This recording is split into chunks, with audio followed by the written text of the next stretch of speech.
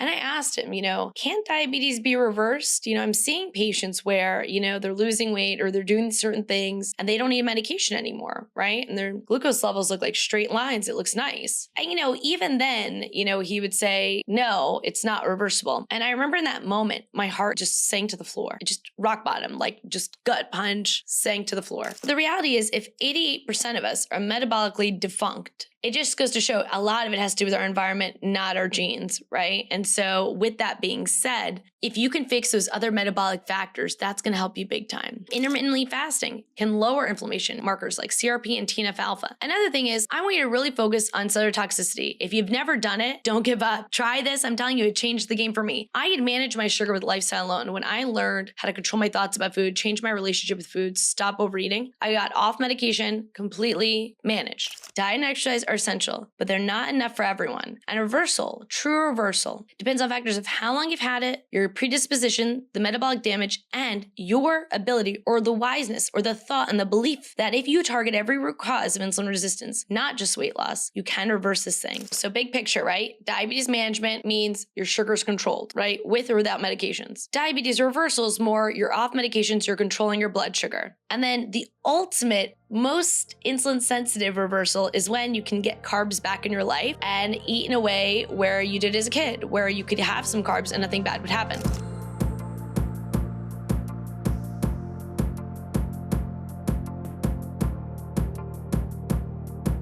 Hello, friends. Dr. Yaz here. Good to see you guys. And today we're going to be talking about the truth about type 2 diabetes reversal, the science, the hacks, and holistic solutions. Hey everyone, welcome back. For those who are new here, welcome. And for those who have returned, you may see we have a new podcast name, The Diabesity Fix. We were originally called the Vitality Prescription Podcast. And honestly, I don't know why I did that name.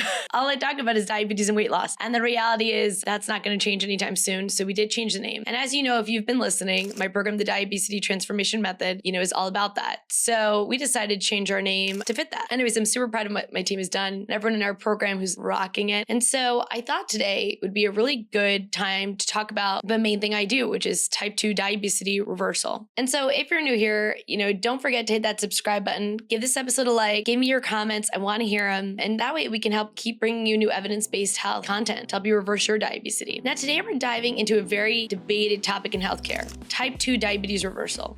Is it possible? What does the science say? What hacks actually work? And how do holistic approaches fit into the picture?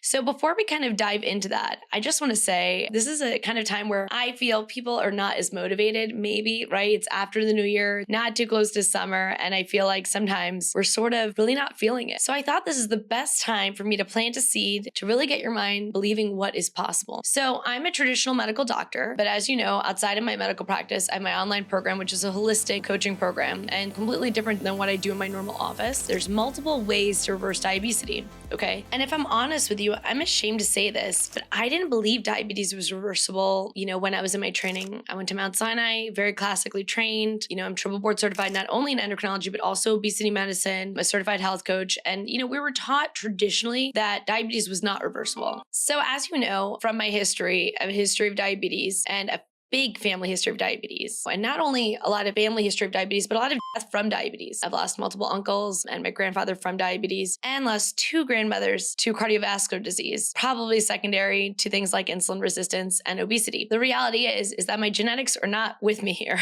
all right?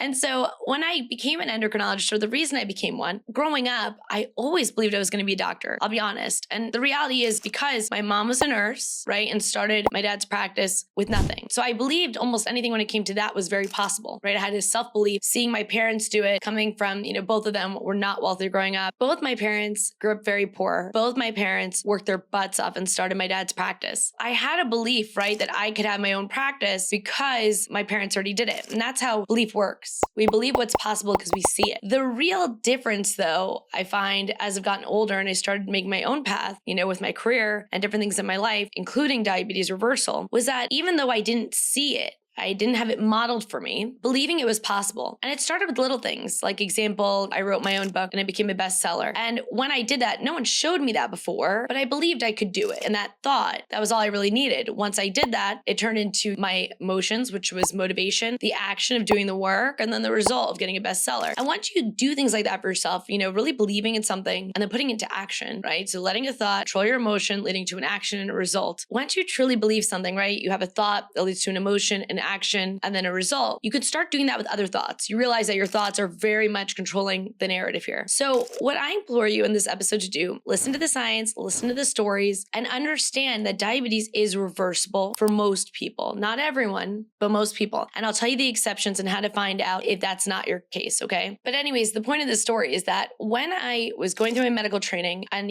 my dad, he's a pulmonary critical care physician and internal medicine, I was going to be doing the same specialty as him. But when I was diagnosed with diabetes and I saw one of my uncles die from complications of heart disease and diabetes, I decided that I wanted to become an endocrinologist to save myself. I didn't want to die. So basically, I did it for selfish reasons. It probably wasn't the best business move for our practice, but I wanted to do what I wanted to do. So that's how I became an endocrinologist. And when I was in training, I was obese, morbidly obese. I don't talk about weight too much here because I don't like people comparing this or that or, what weight, what height and stuff, but I was very obese. And so I was ashamed. I never told any of my attendings, anyone, that I had diabetes. I think they could have maybe assumed it just from me talking about my dad's history, all those kind of things. But even in my interview, I just didn't talk about it. I was saying, my family history, and I didn't want to tell the truth really, right? Because I was ashamed. So anyways, weight stigma's bitch. Let's be honest. It's total bullshit. And the reality is I was not really open to saying it, but I would say subtle things. And so one attending that I worked with a lot, I was in the elevator with him and I'll never forget this conversation. He's a guy I respect a ton, by the way, a ton. And I asked him, can diabetes be reversed? I'm seeing patients where, they're losing weight or they're doing certain things and they don't need medication anymore, right? And their glucose levels look like straight lines. It looks nice. And, even then, he would say, no, it's not reversible. And I remember in that moment, my heart just sank to the floor. It just rock bottom, like just gut punch, sank to the floor. And so the question was, why did my heart sink in that moment? Well, because I was starting to believe from seeing things with my patients that I was following in fellowship. We had a continuity clinic where you would, over your 2 years, have the same people. And I was starting to really believe it was reversible because I was seeing results like this. And when I say reversible, there's different definitions, right? Let me explain, in my opinion, what that actually means, okay? So diabetes management, in my opinion, means you have controlled blood sugar. You're reaching certain goals, all right? And with those goals, we know that you decrease your risk for death a lot. Also, there's studies showing if you can control your sugar, which is an achievement in and of itself, regardless of with medications or no medications, that you can increase your life expectancy as a diabetic by 10 freaking years. So no matter where you are, whether you believe in diabetes reversal or not, definitely manage your sugar, right? That's proven. Now, the next thing, diabetes reversal, what does that mean to you? There's two definitions I hear going around, and I'll tell you what I think. One definition is that you don't need medications, right? You're off medications. It's controlled with diet. And then there's some people who believe that. There's also some people, the school of thought is, well, what if you ate like you used to eat before, right? So maybe you lost weight, you did a low carb diet, and then you start eating carbs again. What happens to your sugar? If it goes up in an uncontrolled way, then you're still diabetic, you're still suffering from insulin resistance. So I think how I'd like to clarify it here for this show, or for this episode particularly, is that maybe you reverse the diabetes level, right? But maybe you still have insulin resistance. So when I say diabetes reversal, what I mean personally is reversing the insulin resistance. So becoming from insulin resistant to insulin sensitive. Okay, so meaning your sugar is improved, you're getting off medications, right? Right, so you're not using the medications to manage the sugar. That to me is more of a reversal. And I don't want to say reversed or not because it seems so black and white. What I want to say is I want you to think of it like a spectrum, okay? A spectrum of resistance and sensitivity. And you can become more insulin sensitive over time, meaning after you get the sugar controlled, after you potentially get off medications, then over time, your carb tolerance or the amount of carbohydrates you can eat can go up, meaning the insulin is working again. The cells are working again, okay? Because remember, mind you, this is type 2 diabetes. This episode has nothing to do with type 1, okay? So before anyone type 1 here,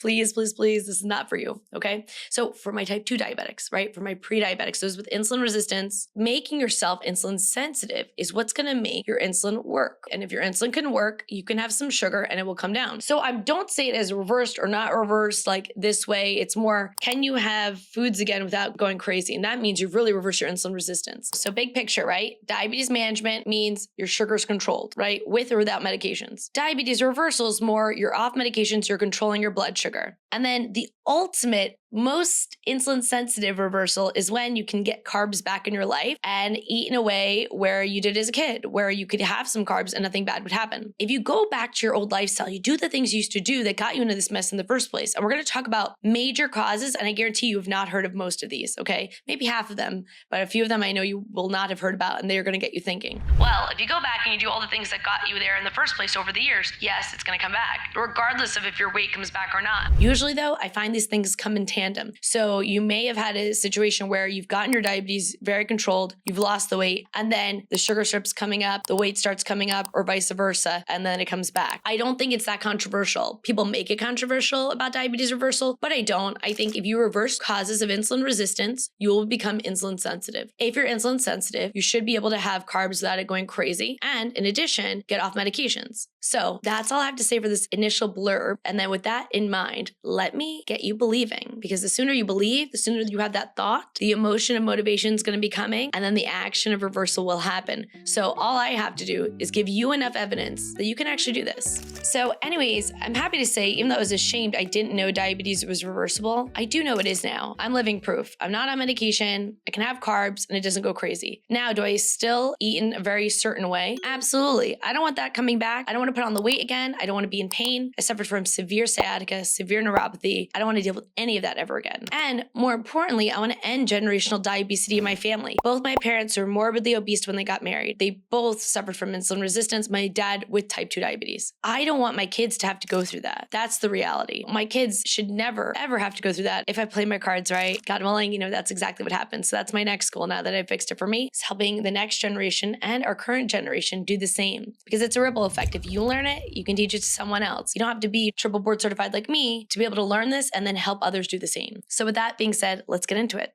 So first things first, we need to just clarify type 2 diabetes, what it actually is, okay? So it's not a sugar problem, okay? Sugar is the symptom of the disease. What does that mean? Your sugar is high because of diabetes, not that sugar is the disease. So it's a metabolic disorder. By the way, this thing is it's cute. My dad got this for me when he was traveling last time, but it's very hard to put on. I'm trying to do this and I feel like this is shifting.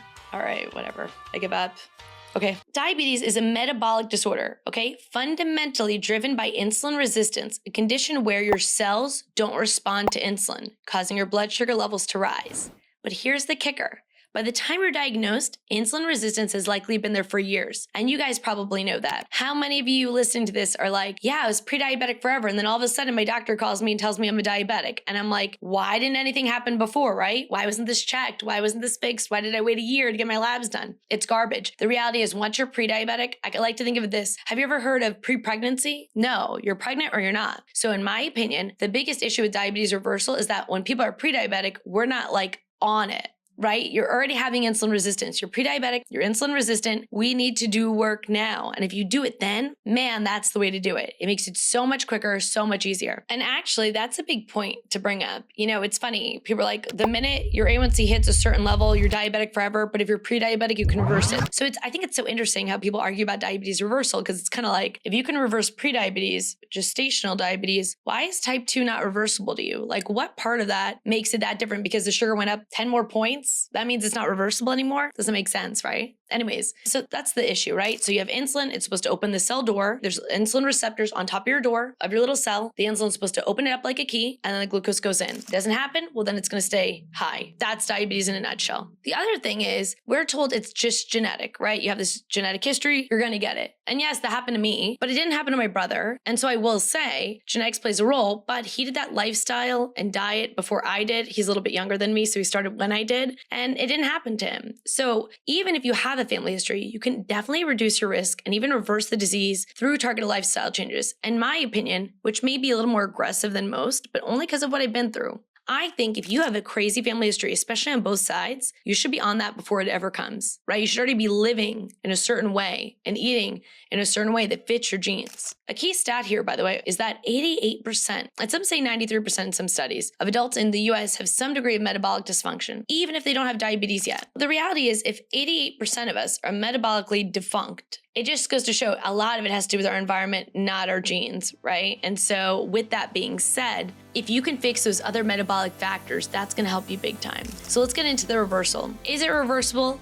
To me, yes. For many people, not everyone. And the degree of reversal, and like I said, it's a spectrum. Insulin resistance to becoming insulin sensitive. And as you become more sensitive, you get off meds, right? Off insulin, off oral meds, and then eventually your carb tolerance can increase. Okay. And again, I want to reiterate, can you just go eating Doritos all day? No, it'll absolutely come back. You'll go from sensitive back to resistant. Just like that. Okay. So factors of how much you can reverse this thing is dependent on how long you've been diabetic, the level of pancreatic damage, and how aggressively you intervene. So the smartest people in my program are the people who either do this when they are not even in a pre-diabetic level. They know they have all the risk factors. They have high cholesterol, they have fatty liver, they have weight gain, they have infection that are affecting them. Or the really smart people are the people who do find out they have pancreatic damage and know, I better do this now, even though it won't be reversible. I can stop this and stop the complications and get my pancreas working as best as I can. Now, how can you figure this out? Well, I actually, for everyone in my signature program, we do lab testing generally before we start working together. And the lab testing is not to diagnose or treat. The lab testing is to look at things that haven't been checked by the traditional medical model. And so one thing I do like to check though, which endocrinologists do check often, is something called a C-peptide level. What is C-peptide? C-peptide is a direct correlator to how much insulin you make on your own. So if the number is lower than it should be, it means you're not making as much insulin. And that could be indicative of a burnt out pancreas. And so if the pancreas is partially burned out, that could be an issue. Now, have I seen people where it's been lower and come back? Yes. Yes, I have. So you can reverse that damage to a degree because it could have been temporary from something like pancreatitis or disease. I've seen this with COVID. A lot of people after COVID, they'll have a low C-peptide and then they get better and then it comes bouncing back. So as long as you don't have the antibodies for type 1, there's a chance that that can come back. So that's the first thing. But if it is low, there is a chance you can't fully reverse and that's fine, right? Like I said, that mortality benefit from just managing your sugar is huge. Okay. So no shame either way here. And there was a nice study that showed in the UK that showed 46% of participants with type 2 diabetes who followed a structured, low-calorie diet achieved remission. And so the key takeaway is that weight loss, especially visceral fat loss, the one around the organs basically, okay? We have two types of fat, the one that shows, and then the ones around organs. And so when you fix that, that's a huge game changer. And we've seen this. There's a ton of studies, right? Like bariatric surgery. 80% of people with diabetes had their blood sugar normalized post-bariatric surgery. I'm not saying getting gastric bypass is the solution for everyone. Surgery is definitely not. There's major, major risks. And you can see I have an episode all about that. So you can weigh if this is something that would be an issue for you. Okay, but many patients, when they don't fix their lifestyle or the underlying root cause of why they gained weight in the first place, do regain the weight after gastric bypass. I've seen it time and time again. And so what I would like to say is what you want to do is really fix every root cause of the insulin resistance when you're trying to lose weight as a first line option. So one thing is that when we have high sugar, it affects our appetite. And I have episodes all about this, right? But the kind of 1 minute kind of gist is when you eat sugar and it spikes, your insulin is secreted, the sugar comes down, and then ghrelin, our hunger hormone, and cortisol, they shoot through the roof. And that's why a few hours later, right, those make you hungry, ghrelin, cortisol. You're at the fridge trying to get something to eat. And so it's very hard to lose weight if your sugar's not controlled. So the first thing you got to do, if you want to lose weight to try to reverse your diabetes, you really have to get that sugar under control first. That's number one. You cannot do it without it, not long term. So how are you going to get there? Well, first thing is like the basic kind of thing, right? Low carb diet, maybe some fasting interventions. There's a bunch of studies, one showing kind of a well-formulated ketogenic diet can help 60% of type 2 diabetics reduce or eliminate medication. And that improves your insulin sensitivity. Another study looked at intermittent fasting, showing it lowers insulin resistance and improves glucose metabolism in multiple clinical studies. And what I would like to say about that, I'm not talking about that you have to fast forever, but I do advocate for like a 12-hour fast where half the day you're eating, half the day you're not. That way you don't have more time with insulin than without it. So that way you can become sensitive to it again. The other thing is there's food, obviously, things that help lower the sugar very quickly. And we have this in a bunch of episodes. But the idea is I don't want you to be too restrictive because then you're going to get this kind of binge eating mindset and shame if you do eat carbs, right? I don't want you to go crazy, but you do want to do a little bit lower carb, right? I don't want you to think I'll never eat carbs again, but do it in a science-backed way that helps. So one thing is the order of eating really freaking matters. So nutrient sequencing, this is a big science hack for me. You basically eat your fiber, your protein, your fats, fats first before your regular carbs, okay? And this will reduce glucose spikes in some studies up to 73%. Why? Well, it slows down digestion and prevents the insulin spike. So say you're eating rice, eat your veggies, right? Eat your protein, have some fat before the rice. If you do that, it will lower the sugar hands down. You'll see it. Eat the same meal 2 days in a row, sequence it once, and then don't sequence it the next day. And then I want you to post your sugar numbers in the comments below, because I'm telling you that's how good it works. I promise. Like, literally do it and send some screenshots. I'm telling you, it's the best thing you've ever done. The other thing you can do, and this one is not for the faint of heart, but taking a shot of vinegar before meals. A study showed 1 to 2 tablespoons apple cider vinegar before meals can reduce post-meal glucose by 20 to 30%. Not bad, right? So maybe 15 minutes before the meal, mix it with a little water and go for it. Or if you're like me, I just like to take a shot of it. I don't like to sip vinegar. And so the next thing I would try is prioritizing protein at breakfast. Ditch that high carb breakfast. It will never, ever help you. So I want you to swap out cereals, toast, pastries for things like eggs, zero sugar Greek yogurt, full fat, or a protein smoothie to prevent mid-morning crashes. Another thing you can do is walking 10 minutes after eating. So here's the deal. You need your muscle to uptake glucose. Basically, when you have high glucose, insulin sends it to either the muscle, the liver, or the fat. Well, it goes to a lot of other places, but those are the 3 main ones, okay? We want, of course, our muscle to be the one to uptake the most of it. So if you walk 10 minutes after a meal, you will see your sugar levels drop by 30%. Huge one. Definitely try it out. Also, it just is good for you, right? Get a walk outside, get some vitamin D. Lord knows we're all deficient in it. Next thing, lifestyle and holistic approaches, okay? Things like exercise, stress management, and sleep are just as important as the diet. I know so many people, they come to the office, I've done everything. I barely eat. Something about food. People are obsessed with food. It's not our fault. They make us addicted to food. They literally have AI, like kind of robots, right? And they have people who taste test about texture and this, and they know what lights you up. And they'll put more of those chemicals in just to get you addicted to it. So I'm not saying that everyone's obsessed with food, but they're really obsessed with food. Like literally, I have 2 books out. I think my sleep book is better. It has higher ratings, higher stars. But my anti-inflammatory diet cookbook that's on Amazon sells like hotcakes. Why? Because people are obsessed with food, but the sleep is just as important. It's so freaking important. The other thing is things like strength training. Like I said, that insulin is going to tell the glucose to go to the liver, which we don't want. We don't want that, right? We don't want too much in the liver. The liver is overburdened. We don't want it in the fat. So the third place is our muscle. If you can increase your muscle mass, you can increase your ability to uptake glucose. So 2 to 3 times a week, resistance training will drastically improve your insulin sensitivity. And if you can walk 30 minutes per day, you can cut diabetes risk by 50%. Another new study was looking at squats. If you do 10 squats every hour, it's actually equivalent, or some studies say even better than 30 minutes of walking. I mean, I think that's even more fantastic because a lot of us work like me in my office. I can't walk around the block. My waiting room is packed. But can I do 10 squats every hour? Yeah, I probably could do that. The next thing is stress and cortisol levels. Chronic stress equals elevated cortisol. That equals insulin resistance. So really try mindfulness, deep breathing, and even 5 to 10 minutes of meditation can really help reduce, your stress. There's great apps out there like Calm app. I love Melissa Wood Health. She has like these meditations you do like walking, which I love. It's like a walking meditation. So not only can I get my steps in, but I get to like zen out a little bit. And so that's always very nice.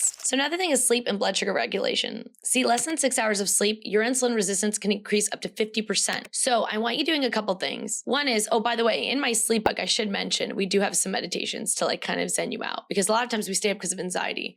But another big reason we stay up is because of things like blue light, right? Watching TV at night. So get those blue light glasses or try to avoid screen time a few hours before bed. You really need a consistent, good schedule. Very, very important. So those were the main things. And I'm sure you've heard about a lot of those before. But what I want to talk about is beyond weight loss. So how to reverse your diabetes that's outside of lose weight and the lifestyle you need to do to lose weight. Okay. One thing is that while weight loss is a huge role in improving insulin sensitivity, and we've seen people reverse their diabetes just with that alone, the reality is that many people struggle with diabetes despite losing weight. And that's because diabetes isn't only about body fat. Remember, it's a cellular disease. So anything that affects the cell means the insulin is going to have trouble with it, meaning becoming insulin resistant. So it's not just about body fat, although that's a huge reason. Now, also, I want to go back even a step further. The reason why you have this excess body fat isn't just about calories. We know that has been debunked. We need energy, we need fuel. But a lot of it is metabolic dysfunction, which involves multiple organs, inflammatory pathways, and cellular mechanisms. So what I want to do is kind of break down how other systems in a kind of big picture way absolutely are going to affect your sugar. The first one is your adrenal glands. Think stress, cortisol, insulin resistance. Your adrenal glands are these little glands above the kidney, and they release cortisol, stress hormone. And this is suffer from high stress chronically, or poor sleep chronically, or over-exercising can actually drive insulin resistance, even in lean individuals. And not just weight bias. People just think weight is everything to do with it. And yes, my diabetes program absolutely targets weight. We target overeating big time. All the causes, emotional overeating, mindless eating, you name it, we target it. But there's other things besides weight, and weight bias has led us into a situation where we believe weight has everything to do with everything. And it's honestly sickening. It's just not true. So cortisol, right? How does that lead to high sugar? Well, it tells the liver to release glucose into the bloodstream, preparing for your fight or flight response. It's one of the reasons we see things like Dom phenomena. Now, high cortisol level, it increases blood sugar, increases insulin, and reduces glucose uptake in our cells, hence insulin resistance. So chronic stress can make diabetics worse without any weight gain by keeping glucose chronically elevated. And moreover, if your glucose is elevated, what did I say? If you have high sugar, high insulin,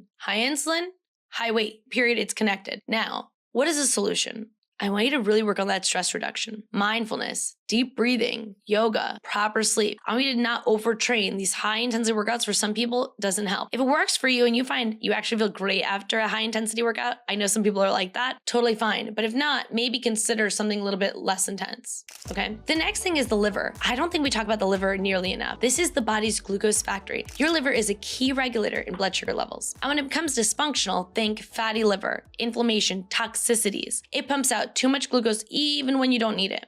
And what goes wrong? Well, fatty liver, right? Non-alcoholic fatty liver disease, NAFLD, right? It's found in up to 70% of type 2 diabetics. And this condition reduces the liver's ability to regulate blood sugar. Now, I will say the main treatment for fatty liver currently is weight loss. So again, see how the diabetes and the weight are intertwined? Yes, if you have fatty liver, losing weight will help. But there's other things that can help reduce the stress on the liver. So if you have fatty liver, and we know that's directly causing you to have poor sugar control, what if I could relieve some stress on my liver? If I could relieve some stress on my liver, then when it's not dealing with my fatty liver, it can help me with my glucose. So this is a big thing I do in my program online because I find it is not covered by medical insurance, likely because there is no drug in big pharma that can do this for us. Not yet. So one thing is I want you to think about toxins and heavy metals, okay? Like environmental toxins and mycotoxins, which is a fancy word for mold, and environmental toxins like pesticides, plastics, air pollution. Studies show that toxic overload can impair insulin receptors, making it harder for glucose to enter the cell. And they have specific studies for these specific toxins, okay? And we'll get into some of them. The best thing you can do is find out what toxins you're sort of dealing with, remove those toxins, and that way your liver has the ability to do what it's supposed to do, which is heal,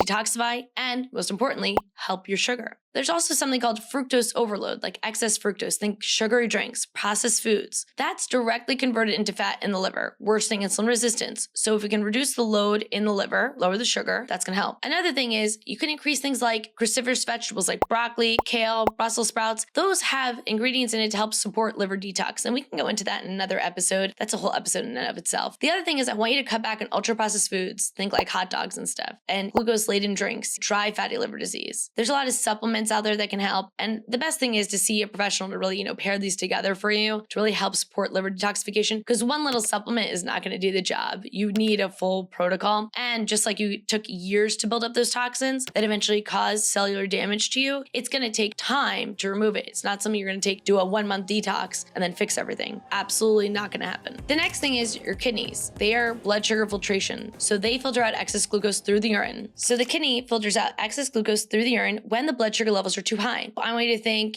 chronic hyperglycemia that damages the kidney. Well, it reduces its ability to regulate blood sugar over time. Why does it matter? Well, early kidney damage, microalbuminuria, if you've ever heard of it, is when you look at the urine and you see there's protein urine. That's your first sign. This is common in diabetes and it signals metabolic dysfunction. So if you have any protein in the urine, it's definitely time to get on this like ASAP. Do not wait until it affects your blood and you wind up on dialysis and you die, because it's not a good way to go. It's the worst way to go, honestly, in my opinion, of the different complications. I hate dialysis. I hate when people have to get to that point. There's also specific toxins like glyphosate. So for me, I had glyphosate in my toxicities before I reversed my diabetes. And so this comes from pesticides. They spray it all over our crops. And also heavy metals absolutely damage kidney function, which indirectly are worsening our insulin resistance. You see where I'm going here? All these things like high sugar that worsen insulin resistance. Well, if there's organs in charge of sugar and they're getting impaired by toxins, absolutely it's going to affect your cells. And the liver, when it becomes overburdened and can't detoxify, if it can't detoxify, you can't handle your sugar. Well, then the sugar sugar is going to go up, and then fatty liver is going to get worse. Weight's going to get worse. Everything's going to get worse. If you have high sugar, can't regulate your appetite. Can't regulate your appetite, can't reverse diabetes. So what you need to do is really focusing on fixing your liver, your gut, your kidney, all these kind of things that we're getting into in this episode. And if you can do that, odds are you can reverse your diabetes with the right diet and lifestyle management. There's also some medications like NSAIDs, think ibuprofen and naproxen, which impair kidney function. They make glucose regulation much harder on your body. So if you're using that for pain, if you can do, more holistic exercises or different things to help with pain, that's the way to go. This is not possible for everyone. Like I said, there's certain people who are in a lot of pain and this is not an option. But if that's the case, maybe do other stuff like removing toxicities. When you do need a medication, you can use it and it doesn't hurt you. The other thing is by helping the kidney out, you lessen your risk for complications like dialysis. So I'm going to take it a step further. I know so many people who are on dialysis who even have pre-diabetic sugar levels. What does it tell you? It's not about the sugar level all the way. It's about other things too, affecting your organs. The diabetes might just be the icing on the cake. So what are other things you can do to prevent this? Well, drink filtered water, reduce your exposure to contaminants like fluoride and heavy metals, support kidney health with antioxidants like Resveratrol, curcumin. These kind of things matter. Monitor your kidney function early with tests like your EGFR or the protein in the urine. Don't wait for full-blown kidney disease.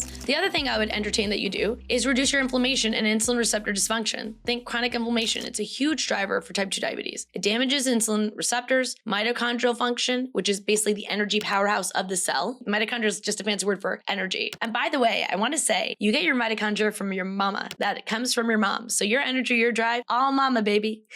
Anyways, chronic inflammation, huge driver of diabetes. It damages your insulin receptor. And I want you to think of inflammation kind of like a fire. If you have a fire and you're trying to get that insulin in the key, how are you going to open that door if there's just heat all around? No way. Inflammation is a huge buster for the cell when it comes to insulin. Okay, that inflammation is going to affect your energy powerhouse, the mitochondria, and it's going to affect your cellular metabolism, making weight loss alone insufficient for true reversal. So you got to reduce the inflammation. So now what causes inflammation, right? Well, processed foods, right? These environmental factors, excess omega-6 fats like seed oils, like soybean oil, corn, sunflower oil. They promote systemic inflammation. Other things you have to focus on are things like gut dysbiosis. We have a whole episode on the gut. What do I mean by gut dysbiosis? More bad bacteria versus good bacteria. A damaged gut microbiome leads to leaky gut, period. And that allows inflammatory compounds to enter the bloodstream. So imagine the gut is supposed to be sealed, only letting good things in. Well, no, it's letting the bad stuff in and good stuff out, like the vitamins we're supposed to be and nutrients we're supposed to be absorbing from our food. So gut dysbiosis, huge cause of insulin resistance, cellular damage, big time. Another thing is chronic infections. This can be such as hidden viral or bacterial infections. Like if you're someone suffering from chronic UTIs or cellulitis, right? Or lymphedema leading to cellulitis, right? These infections trigger persistent inflammatory responses that worsen insulin resistance. So if you're suffering from a chronic infection, getting a handle on your sugar and getting rid of that for good is definitely going to help your body put more energy towards cellular repair and your insulin sensitivity. Another thing is advanced glycation end products. They are caused by high blood sugar. Literally age your cells faster and worsen inflammation. So what's the solution? Well, balance the omega-3s compared to the omega-6 ratios. Eat more wild fish, flax seeds, reduce processed seed oils, heal the gut with fermented foods like prebiotics and polyphenols. And, intermittently fasting can lower inflammation markers like CRP and TNF-alpha. Another thing is, I want you to really focus on cellular toxicity. If you've never done it, don't give up. Try this. I'm telling you, it changed the game for me. I had managed my sugar with lifestyle alone. When I learned how to control my thoughts about food, change my relationship with food, stop overeating, I got off medication, completely managed. But when I fixed cellular toxicity, those broken doors, hurting my cells, affecting my glucose transporters and mitochondrial dysfunction, that's when the needle moved where I could eat carbs again. My carb tolerance went up dramatically when I removed these things. So why does insulin stop working at a cellular level? Well, insulin receptors become blocked due to oxidative stress and inflammation. I want you to think of toxins like BPA, PFAs, mercury. They interfere with GLUT4, the transporter that helps glucose enter muscle cells. And mitochondrial dysfunction makes it harder for cells to burn glucose efficiently, leading to excess circulating sugar and insulin resistance. What you really need to do is focus on getting rid of these toxins, supporting mitochondrial health, improving your cellular detox pathways with things that support the liver like glutathione and acetylcysteine or activated charcoal, whatever it is. And mainly seeing someone who could get you through that, right? Because it's not an easy process to know how to avoid the toxins. First of all, before you do anything, test for the toxins. If you haven't been tested, reach out to my clinic. We'll help you do it. Very important. You want to test these toxins so you know what toxins to avoid. Here's the reality. We're in a toxigenic environment. Our entire world is filled with pesticides, filled with environmental toxins in our foods. So first you need to find out what are the ones affecting you. So test for them. There's tests. Very easy to do. Then you want to remove those toxins. That could be with nutraceuticals, with diet, or avoiding these things. And then watch yourself heal. It's amazing to see it. And it's something that I don't know why we're not taught in med school. I think there's a big push. There's definitely a lot of advocates like Casey Means, Callie Means. They have a great book called Good Energy. They've been really spreading this message. There's other people like the Food Babe, which talks about how our food is just terrible for us. And they're really big in spreading this message, and I really admire them for that. And the reality is a lot of us, they think doctors aren't doing this, but no, a lot of us are. We're just not going through insurance and depending on the medical model to get it done. So that's how I run it. That's how I do it. I believe you do all the lifestyle stuff. You remove every science-based, evidence-based studied toxicity that causes insulin resistance, and you double check you don't have it, and then you watch yourself heal. If you do that, if you give yourself good things in, take the bad stuff out, your body can heal. It's amazing. Whatever you believe in, whether it's God or a higher power, if you really clean your engine that you were given,